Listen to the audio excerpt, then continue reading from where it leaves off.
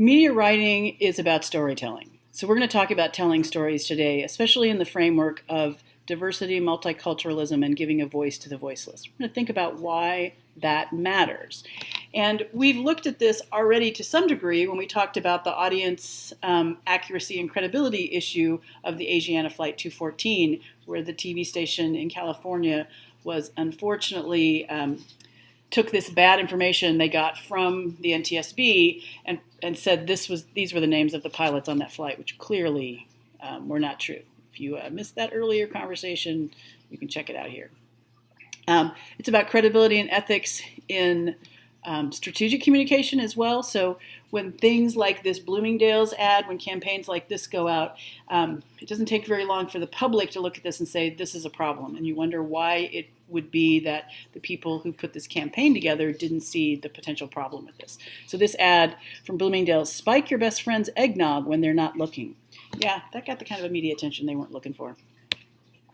It's about images, right? So images really matter. That's what draws our attention. So inclusive images really are something important to consider.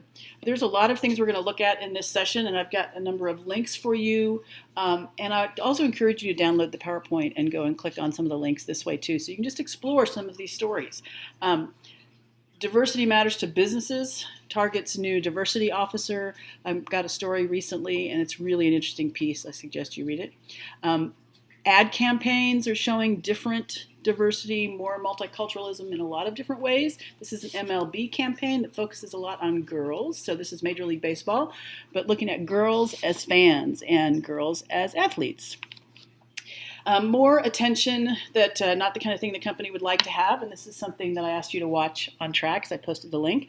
This is the controversy over Kellogg's Corn Pops and the design of the box, which had a whole bunch of little yellow corn pops and one brown corn pop who happened to be the janitor. Yeah, Trevor Noah has a lot to say about that, as did many media outlets. Kellogg's did eventually pull that box and redesign it. So why does this matter to you? Because diversity defines your generation. The millennial generation is defined by diversity. This is what the Brookings Institute, a research institute, said. Racial diversity will be the most defining and impactful characteristic of the millennial generation. Newly released 2015 census data points to millennials' roles in transitioning America to a majority-minority nation. So what does this look like? Here, look at the shift as we look over the years as the percentage of minority-majority. And again, lots and lots of research on this if you want to explore it more yourself. But let's think about how just being aware of this information can make us better. And just having a conversation about diversity and hearing and including so many different voices can make us better. Think about the Texas State audience, right? We're a campus of more than 38,000 students. That's a big group. And we define ourselves in so many different ways. So diversity, multiculturalism, we could have an entire semester on this topic. But when we're talking about that, we're thinking about culture and education and religion and race and social class and family and personal. So oftentimes we call these are demographics, right? And so we look at people in our audience for a lot of different reasons, especially in StratCom. But also in the media, are we hearing the voices we need to hear? So think about our audience here at Texas State. If we're talking about students, there's age, gender, sexual orientation, race and ethnicity, geography, that's where you're from before you got here.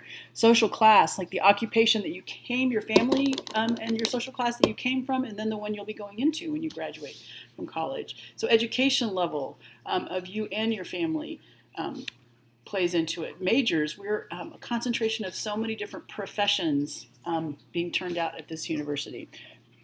And then classification, we have everything from freshmen to grad students, and then if you throw in faculty and staff, that's yet even more to add to this. So if I asked you what the male-female breakdown at the university is, I bet you could get close. You'd see it hasn't really changed much over the years. More women than men in college. It's been the way it's been going for a while. Almost 60% women. And then what about race and ethnicity? How close could you get on that? This demographic has changed at Texas State quite a bit over the years. In 2015, we became a minority-majority campus. So we have a much more diverse campus than we had years ago. Definitely some interesting numbers to check out. Institutional Research has these numbers. This is what it looks like if you look at pie charts, right? Sometimes it's easier to look at it this way.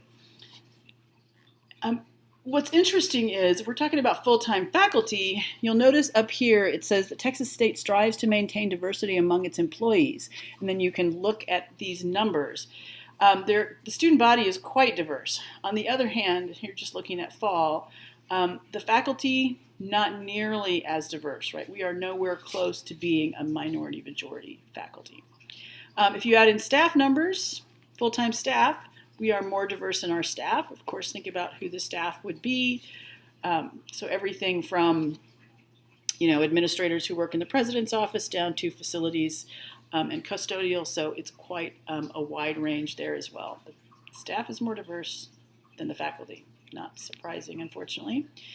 So what about this issue? If we look at the issue of protecting students, right? So mass shootings, arming teachers, that sort of issue.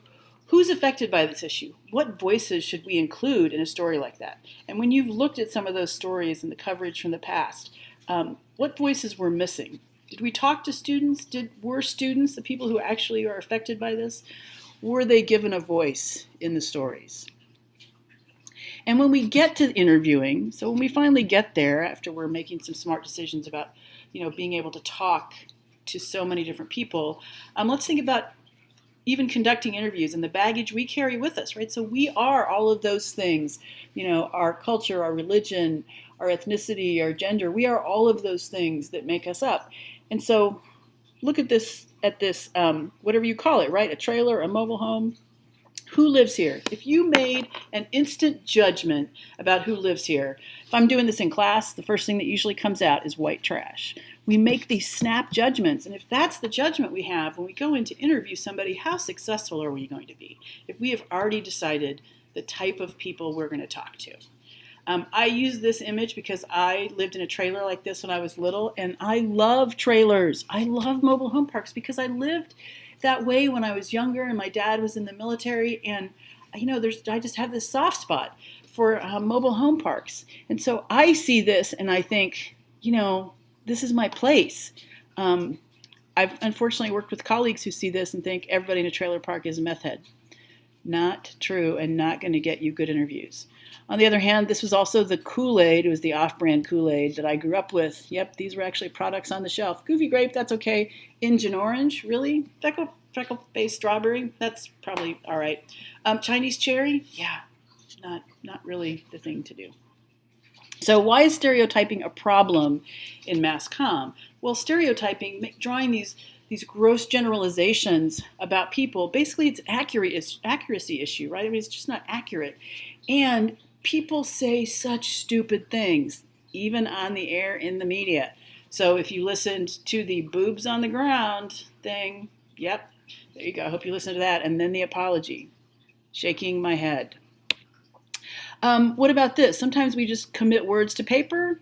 So this also a media thing that just makes me shake my head. So an Olympian, here is this woman who won an Olympic medal, right? That is an accomplishment. And what did some of the stories say? Bears lineman Mitch Unrain's wife aim at gold in Rio. Wife of the Bears lineman wins a bronze medal in Rio. Wife of Bears lineman wins a bronze in the USA. So she doesn't get her name, but she's the wife of somebody, so that should count for something. Yeah, don't do that. IHOP got into a little bit of a kerfuffle over this social media. Yep, flat but has a great personality. I am sure somebody thought that was funny when they wrote it. Adweek did a story on all of this sort of unfortunate social media. So yeah, it's not so funny anymore. This is a strategic comm nightmare. A&M runs a women's football clinic, and so does Texas State. A lot of universities do this women's football clinic. And so this is why it's a stratcom nightmare for A&M, the media coverage. Yep, so a couple of coaches were suspended after this presentation. There was all kinds of inappropriate, and I will just let you read this slide for yourself. And this was one of many, very similar, including a quite grotesque rewriting of the fight song. So, yeah, PR for A&M. Also had you watch this PSA of the R word. So the reason I want to talk about that is because think about all of these words, some of which you might not be familiar with. Some of them are a little dated, right? Is that we don't actually hear them very often anymore, but still just as offensive. And so, is there anything that you say on a regular basis that you might just say on air because you're accustomed to saying it, or that you might just say in public and you're a professional and people are going to say, well, I thought this person was a member of the media or a member of this big ad agency or NPR, and did they just say that? So you've got to police yourself, and you should start policing yourself now. Take out those words from your vocabulary that you may not think are bad or may not think are offensive, but if they were in this video, take them out. Ethnic slurs, there's really no excuse for ignorance, and I know that maybe you didn't know chink was a slur for somebody who's Chinese, but as I said, ignorance, no excuse. So ESPN ended up firing one person and suspending somebody else because the one person they fired had been warned before about these problems. So they used chink in the armor when talking about Jeremy Lin, who's an NBA player from China. So diversity is our business, right? So it's not about political correctness. It's about being accurate, not being derogatory and divisive and offending your audience. So this is an ad from an Austin car dealership in 2007, not that long ago. Yep, it was emailed out. Tired of wet backs? Yep, emailed out to their entire email list. Also got a little bit of attention. Austin. There's good work being done out there too, though, right? So I asked you to watch the editorial by this WFAA anchor, Dale Hansen. His editorials have gone viral, so now you can watch all kinds of, he really has just done some great work, and it's unusual to have TV editorials. They don't do those very often anymore. An editorial is an opinion piece where somebody just sort of states their point and the reason they believe that way. So I hope that you enjoyed watching this one on Michael Sam, and again, thinking about all of the controversy that was around the NFL's first gay player, and then Dale Hansen having this quite articulate editorial about it. I also wanted to show you this good example. So I've posted this for you, and I apologize for the audio on it because there wasn't a better copy of it. But so this is not the entire interview, but think about Matt Lauer handling this story, right? So you've got this family, their boy is drifted out to sea, the father is lost out there as well, and now they're back, and Matt's doing this interview, and what would have happened if Matt Lauer had said, so, you're retarded, boy, right? Or your boy's retarded, that's why he's not talking. Right? Imagine what that would have done to the interview. I mean, if the people were at least, nice about it, they maybe wouldn't have walked off the set. But still, that's going to shut them down. And think about how many people listening in the audience have some connection to autism and what that does when you're so disrespectful. So I think this was a great example. And the way Matt handled the interview, if he hadn't talked about this boy being nonverbal, they would have never gotten that lovely moment where Buzz Lightyear saved the day. So this is why Sesame Street has an autistic character. 3.5 million Americans live with an autism spectrum disorder, according to the Autism Society in 2014. So sometimes we think, oh, it's just this small segment of the audience, and so it doesn't matter. It always matters. And so inclusiveness, considering the many voices out there, that is really the way to do the job.